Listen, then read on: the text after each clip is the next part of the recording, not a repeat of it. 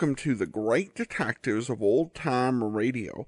From Boise, Idaho, this is your host, Adam Graham. If you have a comment, email it to me, box13@greatdetectives.net. Follow us on Twitter @Radio Detectives and become one of our friends on Facebook, facebook.com/Radio Detectives. Before we get started, I do want to let you know this program is brought to you in part by the financial support of our listeners. And I want to thank Tova, who became our latest Patreon at the Master Detective level, which is $15 or more per month. You can become a monthly supporter of the Great Detectives of Old Time Radio at patreon.greatdetectives.net. You can also support the show on a one-time basis at support.greatdetectives.net. And now it's time for today's episode of Michael Shayne. The original air date, May the 7th, 1950, and the title is Big Voice Means a Big Body. The Adventures of Michael Shayne, Private Detective.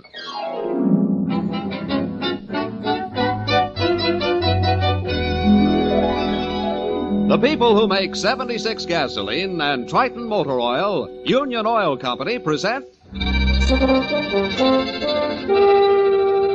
The Adventures of Michael Shayne, Private Detective, starring Wally Mayer and Kathy Lewis.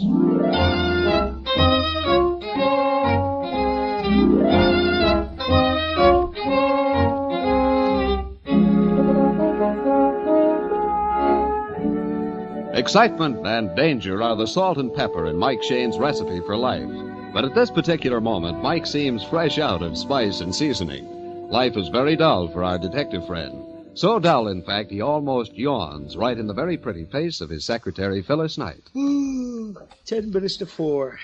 You've had that poetry book propped under your nose since lunch. Well, certainly. If I'm going to write poetry reviews, I've got to read them. Exactly 3 people have walked through that door today. 1 bill collector and 2 guys asking where they could... Mike. Where they could comb their hair. 3 + 1 = 4. You, sir, are Monsieur Michael Shayne, the private detective? If it's all right with you, ma'am. I am Madame Shayne Toulot. Once again?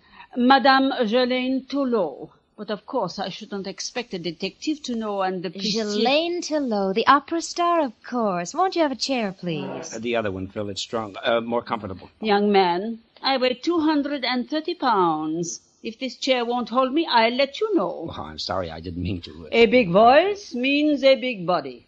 Did you ever hear a voice from one of those little musical comedy whippets? No? No more voice than a sick grasshopper. Madame Toulot, you wish to see Mr. Shayne about some problem, a case? Of course. What did I come here for? It's in my purse. Here, read this letter. Thank you. Madam, this is your last warning. If the book is published, you will not be here to enjoy the pain it causes. That's all. It's unsigned. This is the second one I've received in the past 2 weeks. Well, what on earth does it mean, the book? My memoirs. Oh. Everybody knows I am writing them. A lot of famous people will lose sleep when they read what I, Madame Shayne Toulot, has told about them. But I want to live, to enjoy it. You wish me to investigate who's sending you these notes? I do. I'm sorry, madam. I'm not a press agent. Writers have tried this publicity stunt before. Why, you young cochon. Very well. I'll go to a good detective. I wish you luck, madam.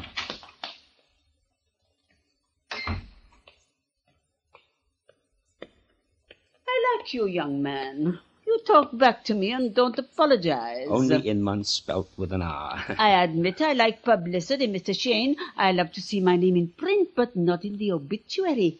If you will take the case, I'll give you the names of the people that might have written these notes. Go ahead, Mike. We wouldn't want anything to really happen to Madame Toulot. Thank you, my dear. What is your name? Phyllis Knight. I remember hearing you sing Carmen when I was a little girl. You're older than I thought. You like opera? Oh, I love it, yes. I've got record albums at home of Aida and Carmen, Rigoletto, Cavaliere Rusticana. Wait a minute. Didn't I see in the papers that you were singing that tonight? The benefit series. Yes, my 5th farewell appearance. Coming back to business, madam, you were going to give me some names. Yes. The first one is Roderick Mackenzie of the Newport Mackenzies, an old suitor of mine. Would he threaten to kill you? He's come clear out to the coast just to keep his name out of my memoirs.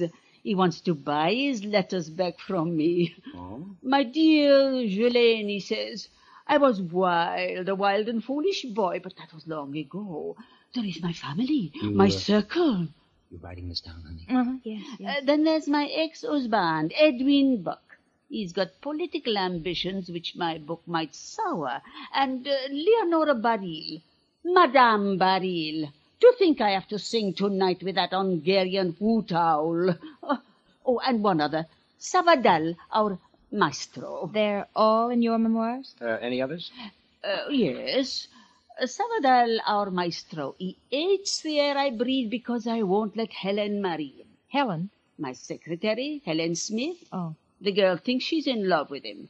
She's too young, too good for him. You might add the secretary to the list, honey. Mm-hmm. Helen?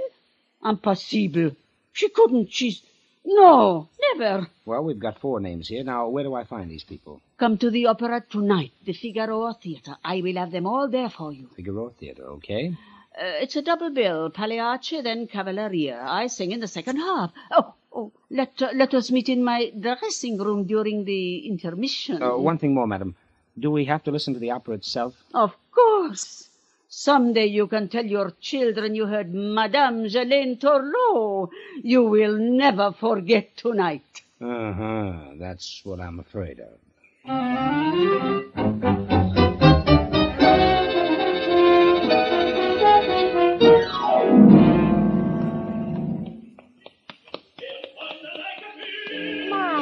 I wanted to hear the end of Pagliacci. Yeah, so do I. It can't end quick enough. Oh, you're just being childish. You like music and singing. Yeah, sure, darling, but when guys get up on the stage and insult each other, I want to enjoy it in English. Oh, Mike.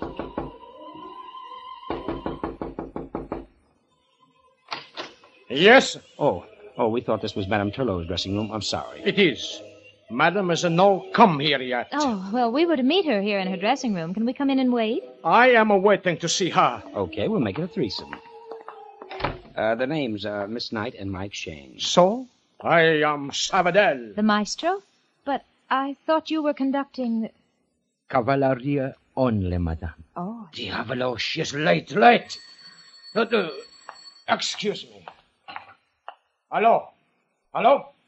Madame, the time. I wait and wait. So? See, they are here. You, Mr. Shayne. She want to talk. Oh, thank you. Hello? Monsieur Shayne, I am going to be late. A certain person has been here at the house trying to tear up my memoirs. What? Who? I'll tell you when I get to the theater. Come back to the dressing room after the performance. Au revoir. Goodbye. I want to talk to her. I'm sorry, Maestro. She hung up. Oh, that woman, that pig. I will not stand to this. I warn her. No, we do it. Do what? Hey, just a second there. That, my dear, is what we artists call temperament fortissimo. Yeah, well, I've got a plainer name for it. Come on, darling. Let's go back to our seats and join the other sufferers.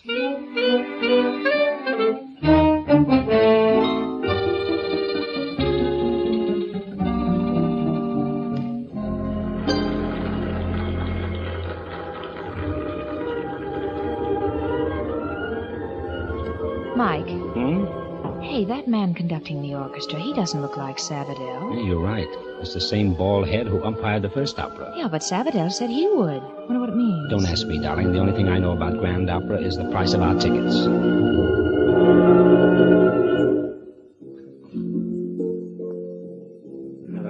Hey, that's awfully funny. Yeah. Well, this is the last part of the prelude, and right now the tenor's supposed to be singing off stage. The curtain's going up. There's nobody on the stage. Somebody's coming out from the wings now. It's Savadell. Ladies and gentlemen, Quiet. Please. I am regret to announce there will be tonight no Cavalleria Rusticana. I have to announce there is a tragedy. Our soprano, Madame Turlot, is dead.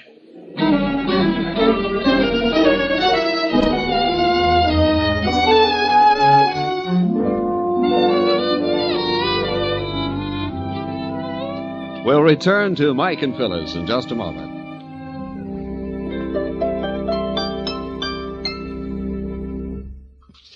Many motorists blame poor mileage, sluggish pickup, and inferior engine performance on wartime gasoline. Now, it's true that all civilian gasoline must be restricted in quantity and quality due to government regulations. But if you've been having trouble with a rough motor, or your gas coupons don't seem to go quite as far as they used to, ask yourself this question. How long has it been since my spark plugs were checked? You see, spark plugs have a lot to do with engine performance. If they're old or burned or dirty, they won't fire properly and they waste gasoline. In fact, engineering tests show that defective plugs can waste 1 tankful of gasoline out of 10. Now, there's no reason why anyone should put up with this condition when it's so easy to have your Union Oil Minuteman check your spark plugs. Union Oil spark plug inspection is scientifically performed. The condition of each plug is carefully measured on a special machine, and you can see the results for yourself. If your plugs are dirty, the Minuteman will clean and adjust them. The cost of this service is only a few cents per plug, and you'll soon save that in extra mileage. You'll find Union Oil Minuteman ready to serve you wherever you see the sign of the big orange and blue 76.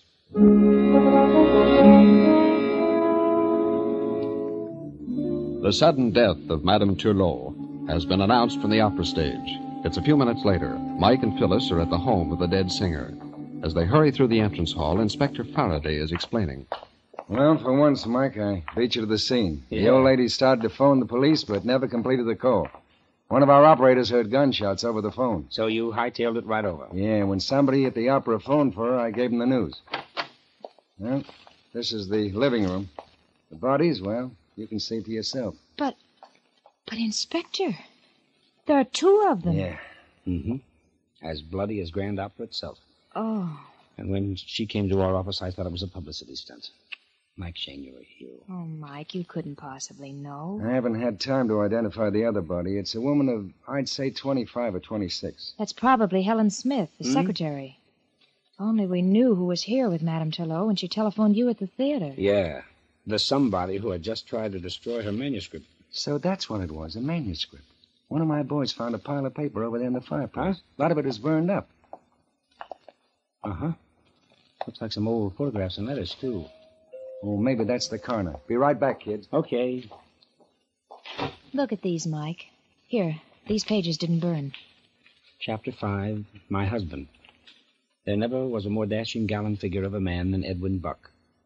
There's something screwy here. She's giving him a gold-plated Oscar, unless it's supposed to be sarcasm. Her desk looks as if she'd been working on a manuscript, Mike. A lot of typewriter paper and carbon sheets. Only used a couple of times. Good. You know what to do with them. Mike, what are you staring at? Bloodstains on the carpet. They trail from the phone over here to the piano where she died. Oh. Well, she must have clutched at the music rack as she fell. There's music all over the floor. Uh-huh.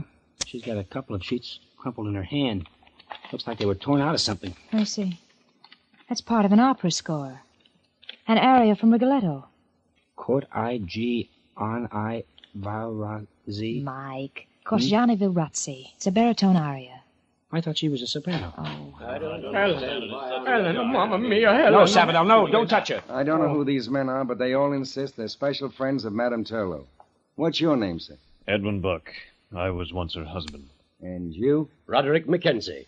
I've known Shayne for, a long time. I was supposed to meet all 3 of you gentlemen this evening about certain threatening letters sent to Madame Turlot. So I understand. Have you got those letters, Mike? I have one, Inspector, here in my purse. Maestro Sabadell, when we were in the dressing room with you, you blew your top about Madame. You said you had warned her, and now you would do it. Do what, Maestro? I was meaning for Helen. Madam, she say we cannot marry. I'm say Madame Turlot have no right to stop us. Tonight I'm decide. No more talk. We do it. And where did you go when you slammed out? First I go for a walk. Get over my temper. Then I phone Madame. She's very late. They say she's dead. Mr. Buck, you came here for some reason, but you're very quiet. Yes, Oh, it's so horrible. And How long ago were you divorced from Madame Turlot? about 18 years. I understand you have political ambitions. Is that right? I hope to run for Congress. And what your ex-wife wrote about you might do your opponents more good than you. Why, no. From all Shayne told me, she wrote rather well of me. From all she told us, that wasn't her idea. Can you tell us, Mr. Buck, where you were during the past hour? Why, certainly. At the opera to hear Shayne. Mr. Mackenzie, I believe you made a special trip here from New York to keep your name out of these memoirs. There's no crime in that. You tried to buy your letters back from Madame. I did. I have my family to think of, my social standing. Some of my letters were, full of youthful enthusiasm. I was afraid Shayne would distort them. Mr. Mackenzie, where were you during the past hour? I was at the opera. No, that is one a lie. He was here. I'm see him. All right, Mackenzie. Drop the innocent act. What were you doing here? Well, if you must know, I came to talk to Shayne's secretary. And? I was going to bribe her to steal my letters for me, but nobody answered the door. I never got in. You can't prove anything on me. Except that you're a poor liar, sir. That goes for all of you. Any one of you three could have sneaked up here from the opera and killed these women. Inspector? Yes, Mike.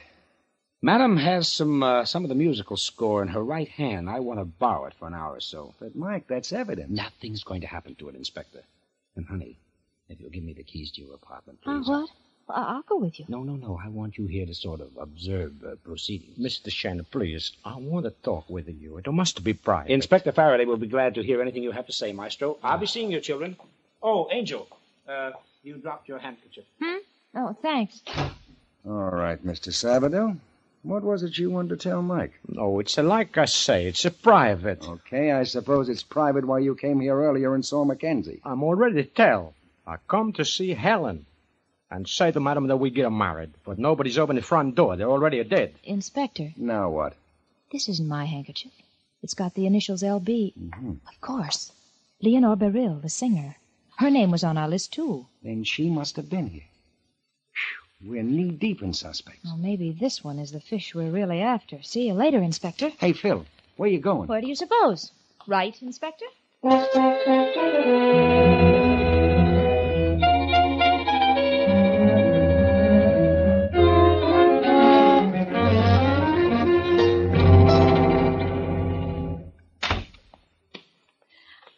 I hope you will excuse my appearance, but I am so unstrung from this shock. Yes, I understand, Miss Beryl.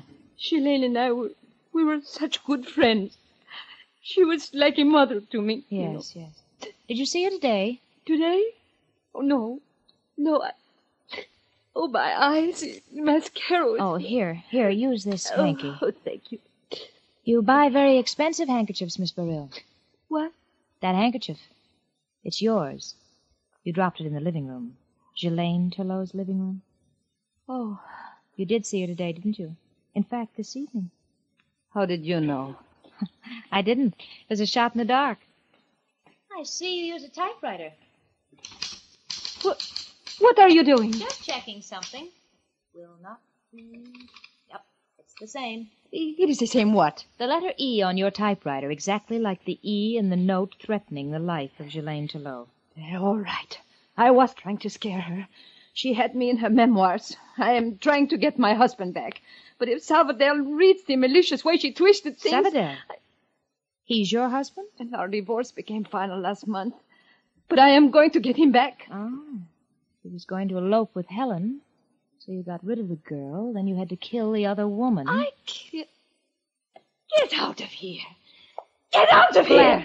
Gladly. I think you've told me That all is we the need to trouble know. with women. They tell it too much. Oh, Sabadell. How did you get here? The inspector, he's a turn loose everybody but Mr. Mackenzie. Now, I talk to you. No, you don't. You stay. Sabbath, want to talk. You let go of me. Diavolo, she bite. Stop her. Stop her. She's getting away. Sister, I am away.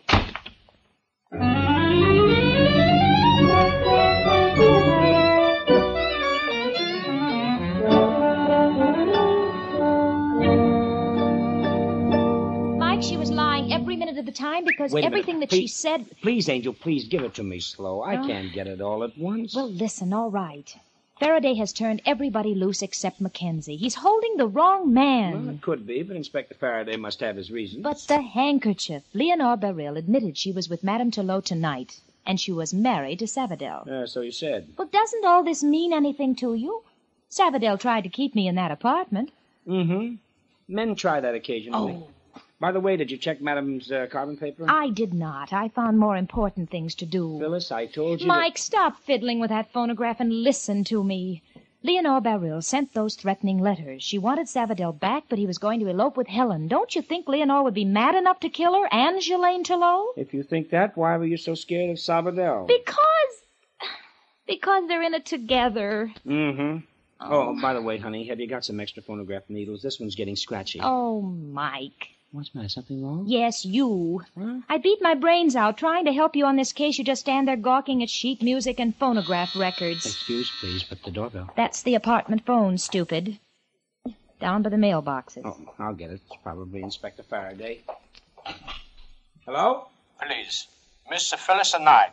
Well, who is it and what do you want? Senor Sabadell, I must see her at once. Look, mister, look, this is Mike Shayne, and if you come around here to pester Phyllis, I'll No, punch you... no, please. I want to talk to both of you. It's a secret. I have an idea. Hello? Hello, hello? Hello? Mr. Shayne, Yeah? the aria. The aria. Oh. Sabadell. Sabadell, what's wrong? Sabadell!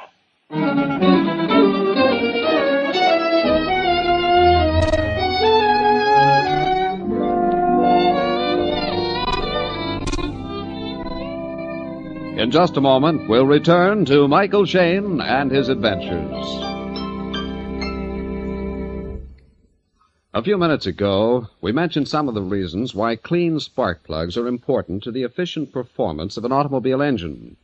Now, while you're having your spark plugs checked, it's a good idea to ask the Minuteman to look at your ignition cables, too. These cables are the small, fine wires which deliver electricity to the spark plugs. If any of them are broken or frayed or the insulation damaged, even brand new plugs won't help your driving. You see, old or damaged ignition cables leak electricity, so that by the time the charge gets to the spark plug, there isn't enough juice left for the rich spark needed for instant firing. So to get full power out of old engines, ask the Union Oil Minuteman to check both spark plugs and ignition cables. Then you'll be sure of more power and better mileage. Just drive in wherever you see the sign of the big orange and blue 76 and ask for Union Oil Ignition Service. Thank you.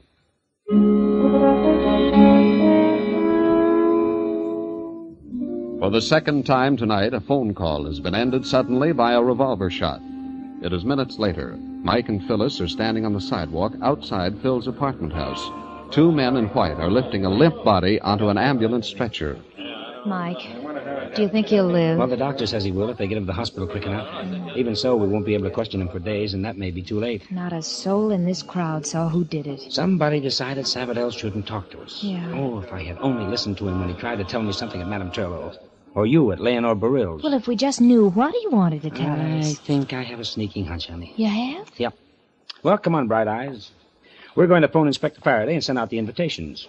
Invitations? Mm-hmm. To a midnight reunion at Madame Turlow's. The guest list will be very select and slightly dangerous.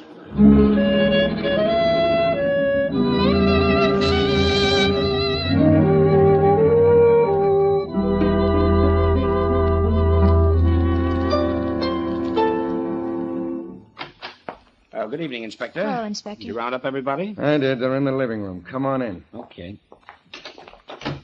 That package under your arm, Mike, what is it? Patience, me lad, patience. Everything in due time. Mike, you tell me on the phone that Mackenzie was innocent and to release him. Well, I haven't. You mean you've got proof on him? Mackenzie came clear across the continent just to stop Madame Turlow from publishing that book. He admits he was going to bribe her secretary to steal the stuff for him. And Sabadell placed him here at the house at or about the time of the killing. That's enough for me. There's just one hitch, Inspector. What? How about the killer trying to remove Sabadell, too, at the very time you had Mackenzie at headquarters? Say, that's right. Yeah. Unless Sabadell's ex-wife did it in a fit of anger. Miss Barill, this is Mr. Shayne. So, I understand I have you to thank for dragging me out at this unearthly hour. Yes, Miss Barill. Mr. Buck, how are you? As well as could be expected. Phyllis, will you look up those carbon papers now? Yeah, right away. I believe Inspector Faraday has told you of the shooting of Maestro Sabadell, so the first thing we want to know from both of you is, where were you during the past hour? Well, I was at home, reading the newspaper story about tonight. Oh, an incomplete story, I'm afraid. And you, Miss Barill? Also at home. When Miss Knight left you and Sabadell, or should I say escaped from you, what happened? Nothing. You and Sabadell had a fight. He accused you of killing Helen so he couldn't marry her. I told him I didn't, and it's the truth. All right. Now, honey, how about the carbons? All checked. Madame Turlow was still working on the chapter, My Husband. And? We were right the first time. She's anything but flattering to Mr. Buck. Rubbish. She was very kind to me. Well, here's the carbon sheets. We found them on Madame's desk, and they were used only twice. I just held them up in front of my vanity mirror and read what she'd typed, and it was not flattering. Well, how was I to know that? I thought it was all favorable to me. Well, that's a minor issue now anyway. The real key is Helen Smith, the secretary. How do you mean, Mike? Madame Turlow was against a marriage between Helen and Salvador. She told us it would never happen. Uh-huh. Now, doesn't that strike any of you as a little strange? Employers usually don't have such control over the lives of their secretaries. Okay, Mike, but get to the point. Ah, that is the point, Inspector. And now you wanted to know what I have in this package. Yeah. First, the music score we found in Madame Turlow's hand. A baritone aria from Rigoletto. The Cortegiani Virazzi. Pronunciation by courtesy of Miss Phyllis Knight. Thank you, you. darling. And next we have Phil's record album of the same opera. Angel, will you warm up the Madame's phonograph for me? If you ask me, this is all very cheap and dramatic. Operatic is the word, Miss Borrell. You see, when Madame Turlow was shot, she made a dying effort to tell us who killed her and Helen, especially Helen. She tore a very special aria from the score of Rigoletto. In a desperate gamble, somebody would understand it. Mr. Shayne, I don't believe you are the man to give us a course on opera appreciation. Well, we shall see, Miss Borrell. Photograph's ready, Mike. Okay, darling. Now, do you people know the plot of Rigoletto and what this aria means? Well, of course. I have sung Rigoletto. I'm afraid I have only a hazy idea. All right. This is the setup. A gang of the Duke's courtiers have just kidnapped a girl. Now this guy Rigoletto is cursing them. Now he's begging them to give her up, and they won't. Now he tells them a secret. The girl is his own daughter. Well, does that mean anything to you, Miss Burrell? Not a thing. You, Mr. Buck? I can't say that it does. Okay, then I'll put on the other record. Now, this is the end of the opera, the payoff. Miss Burrell, as an opera star, tell us what's happening on the stage right now. Why, Rigoletto had planned to kill his enemy, the Duke. Right. He has the body in a sack, and then he makes a discovery. Now listen carefully, Mr. Buck. Rigoletto opens the sack and sees a girl's body. He cries, "Speak, oh, speak to me, my darling daughter. Oh, awful fate. By my hand she hath fallen." What? What's that? Mike, what My child. Helen was my child. Helen was Shayne's daughter? Then Buck is her father? I didn't know. I didn't know. Yes, her father. And her murderer.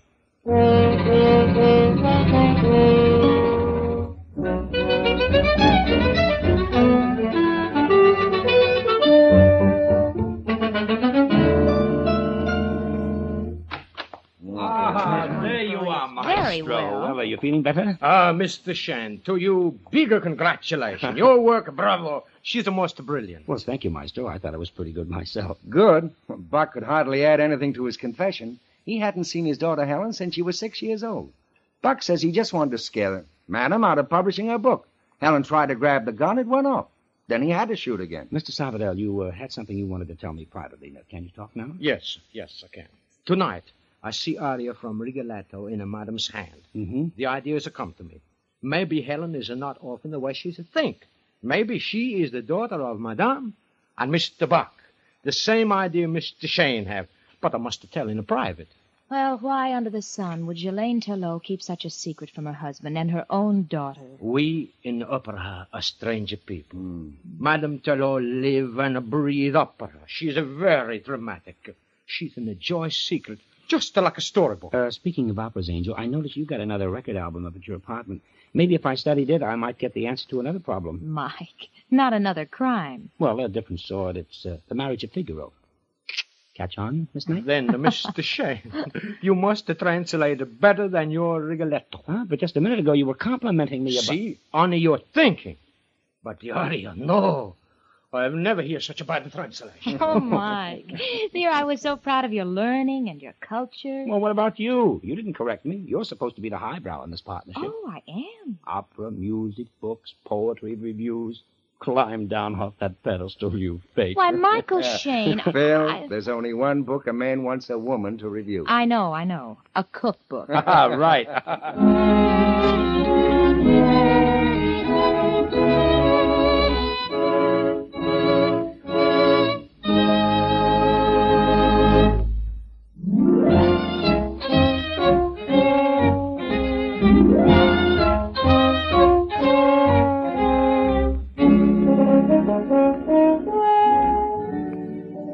in again next week at 8:30 for another adventure with Michael Shayne, Private Detective, starring Wally Mayer and Kathy Lewis, with Joe Forte as Inspector Faraday. Tonight's story was written by Richard DeGraff and based on the character created by Brett Halliday. Music was composed and directed by Bernard Katz. This is John Lang saying goodnight for the people who make 76 gasoline and Triton Motor Oil, Union Oil Company. This is the Mutual Don Lee Broadcasting System.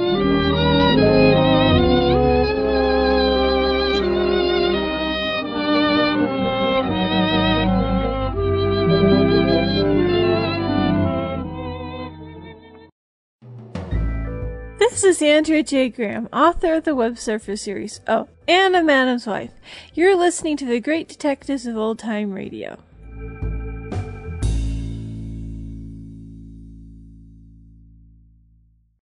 Welcome back. Well, this is another one of those things that was very big during the golden age of radio, and not as much today. Certainly the opera has, and I've even seen in the movie theaters how Fathom Events has been selling simulcast of the Metropolitan Opera. But it was such a theme in so many radio programs, and particularly the detective programs, where something happened, murder at or around the opera. And there were other references to opera.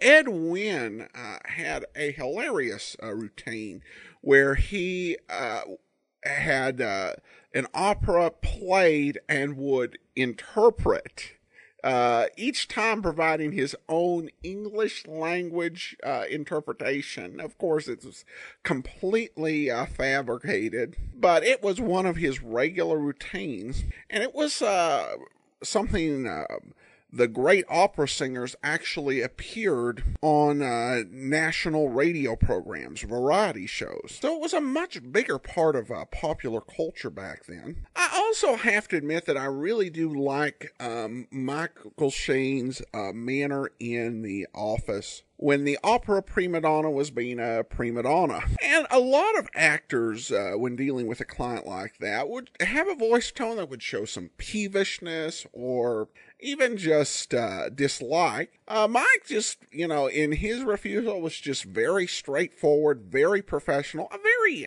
interesting interpretation by Wally Mayer, and overall a solid mystery, and it was very interesting how they worked the plot of the opera into the solution of the case. All right, well, a special announcement. I found as we were getting started with this season that I'd miscounted.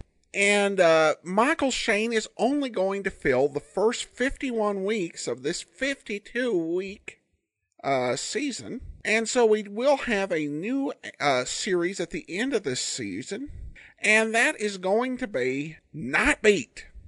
So when we are done with Michael Shayne, we'll be bringing you Not Beat, and we'll be bringing you a couple of previews of Not Beat, one this Sunday and one later on this season. We'll tell you a little bit more about it on Sunday, about these special episodes. But be sure and listen for Not Beat coming October of 2016. But tomorrow, join us for The Crime Files of Flamand and another special announcement. In the meantime, send your comments to box13 at greatdetectives.net. Follow us on Twitter at